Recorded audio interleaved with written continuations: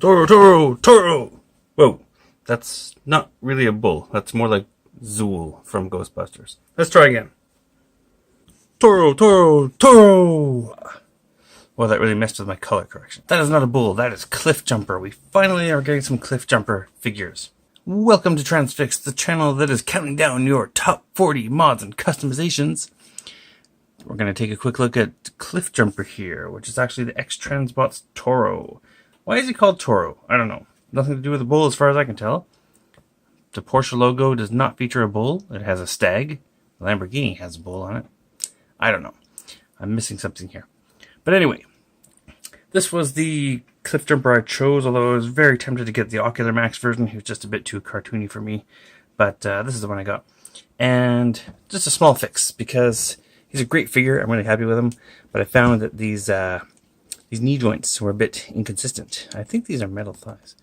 This one here was a little tight. This one was fine. There's a bit of a click in there. Not a click, but they're detented, as you can see. And as X-Transbots has a few production issues, they're still ironing out, it seems. So, yeah, this one was too tight, and I found a way to fix it. So I'll show you that, and then I'll just go into a few thoughts about this figure. I hope the red color is coming through. It seems like my camera's constantly adjusting for it. Anyhow, all you need is a small screwdriver. What I did is I just took this thigh apart, removed the screw. This comes apart off of the mushroom peg, and in here was this little guy. So this sat right here on top of the joint. So that was just sitting there just like that. And that's what gives it the friction to go through these detents here. And at first I was filing this down and I wasn't having much progress. And I decided, you know what, I could probably just remove the whole thing. So I did. I took it out and I put it back together without that part.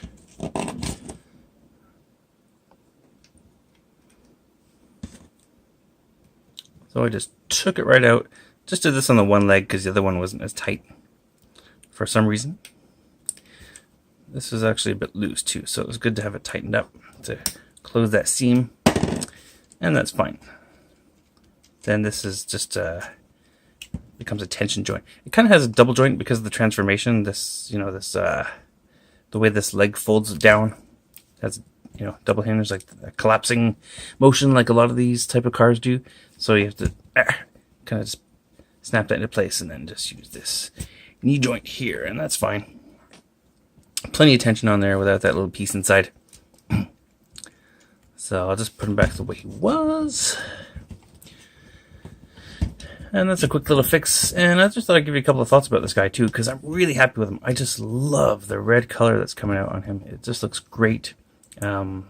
Adding the badge in here makes them come together. The face, something about the face isn't perfect, but you know, I compared it to the animation stills, and I can't figure out why, because it looks like they've got all the components. I mean, the shape of the helmet is right, the horns are right, the eyes are pretty much right, the face is there.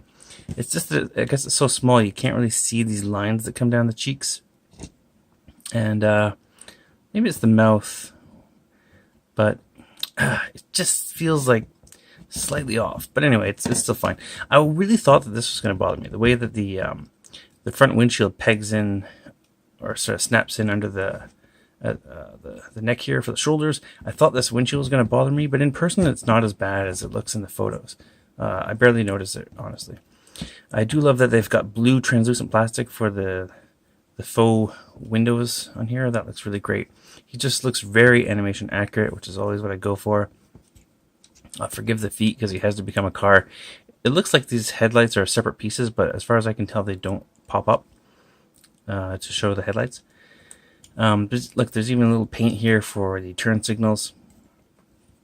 The big backpack isn't really much of a concern. It does fold away rather cleverly, and you know, unless you're looking at the back of the figure for some odd reason, I don't think you notice it. There's a way to actually take it off too. I should show that actually. I believe what some people do is remove these one of these rods. You could slide this one out, I suppose, or this one, and just have it fold up like that, and just you could take this whole back piece right off if you really wanted to, I suppose. I don't see why you would, though. You can see here, this is where the sides kind of rotate around and fold in. The rest of this just collapses in. This just pops out a bit to make room for the wheels. And it snaps. Very nice paint on the taillights and everything there. The tires are not rubber, they're solid plastic, but they work fine.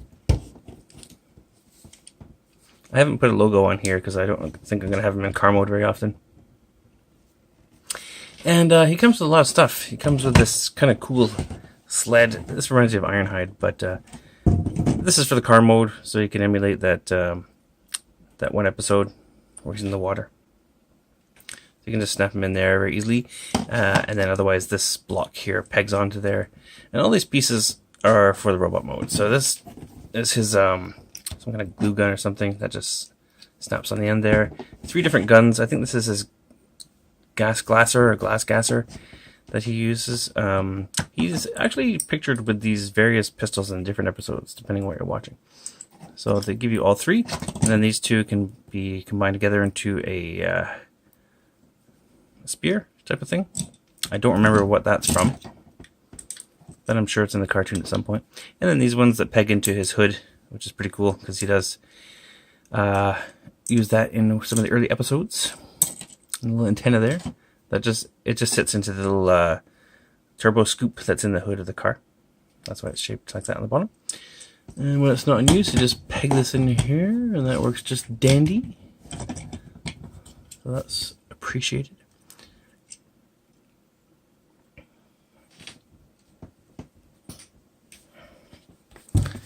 Quick look at the box.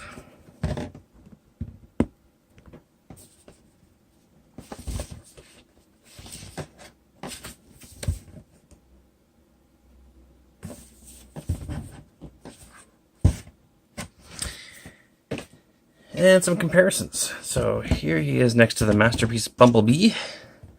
And I still don't like this yellow.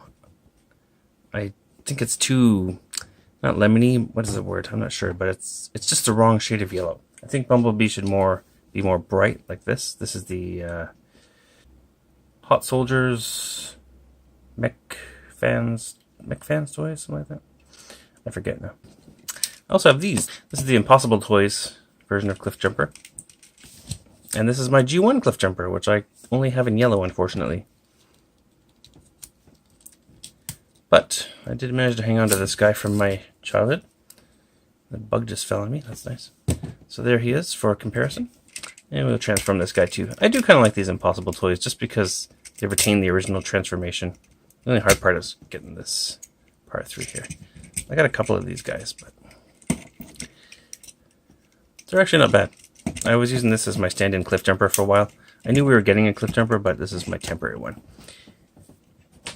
And I gave him I wanted him to have that rocket launcher. Oh, which he does come with. But yeah, I like that one cartoon where he's where he wants to shoot Megatron with his rocket launcher that he keeps I don't know where. Like 7 Max, don't ask, right? So I had him with this Gundam rocket launcher type thingy for a while. But the X-Transbots comes with this quite a mighty looking launcher. So the handle is here though, so when he holds it, I guess you need to have something to set the bipod down on so you can hold it properly. But I believe it's fairly accurate. It's not exactly what it looks like in the cartoon. The front isn't right, unfortunately, but it's close enough. So there's a quick look at X-Transbots Toro and what you can do to fix his knees if you happen to have a tight knee on your version. As always, thanks for watching, and thanks for watching.